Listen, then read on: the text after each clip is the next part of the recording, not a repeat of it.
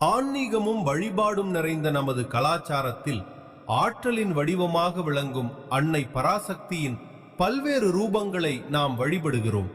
அதில் மிக முக்கியமானது 7 தெய்வீக பெண் தெய்வங்களின் கூட்டமைப்பான சப்தமாதர் வழிபாடு ஆகும்.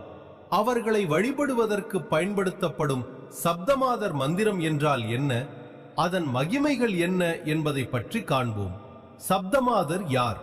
சப்த என்றால் 7, மாதர் என்றால் தாய்கள்.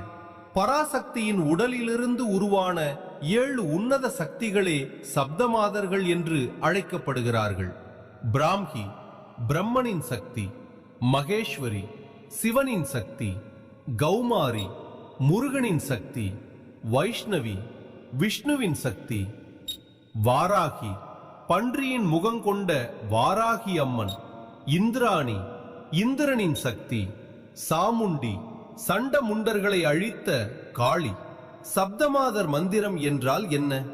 சப்தமாதர் மந்திரம் என்பது இந்த 7 மாத்ருகா தேவதைகளின் அருளையும் பேராற்றலையும் ஒரே சேர பெறுவதற்காக ஒலிக்கப்படும் ஒரு புனிதமான துதியாகும். ஒவ்வொரு தேவதைக்கும் தனித்தனி மூல மந்திரங்களும் காயத்ரி மந்திரங்களும் இருந்தாலும் சப்தமாதர்களை ஒட்டுமொத்தமாக வழிபட இந்த எளிய மற்றும் சக்தி வாய்ந்த ஸ்லோகம் பயன்படுத்தப்படுகிறது. ஓம் பிராம்ஹி மகேஸ்வரிச்ச கௌமாரி வைஷ்ணவி ததா வாராகிச்ச ததேந்திராணி சாமுண்டா சப்தமாதரக நமஸ்துதே.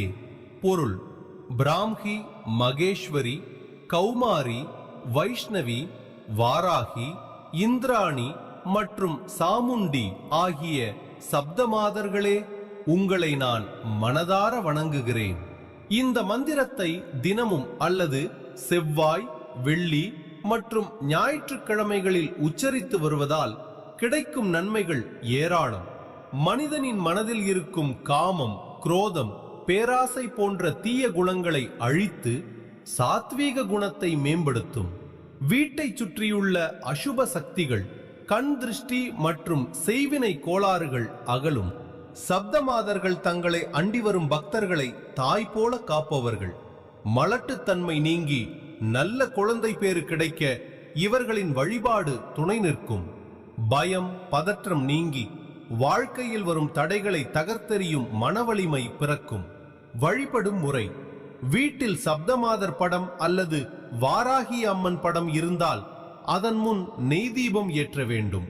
செவ்வரளி அல்லது மல்லிகை பூக்களால் அர்ச்சனை செய்யலாம். கிராம கோவில்களில் அல்லது சிவாலயங்களின் பிரகாரங்களில் சப்தமாதர் சிலைகள் வரிசையாக அமைக்கப்பட்டிருக்கும். அங்கு சென்று இந்த மந்திரத்தை கூறி வழிபடுவது இன்னும் கூடுதல் பலனை தரும். சப்தமாதர்கள் என்பவர்கள் வெறும் தெய்வங்கள் மட்டுமல்ல, நம் உடலுக்குள் இருக்கும் 7 சக்கரங்களையும் பிரபஞ்சத்தின் 7 சக்திகளையும் குறிப்பவர்கள்.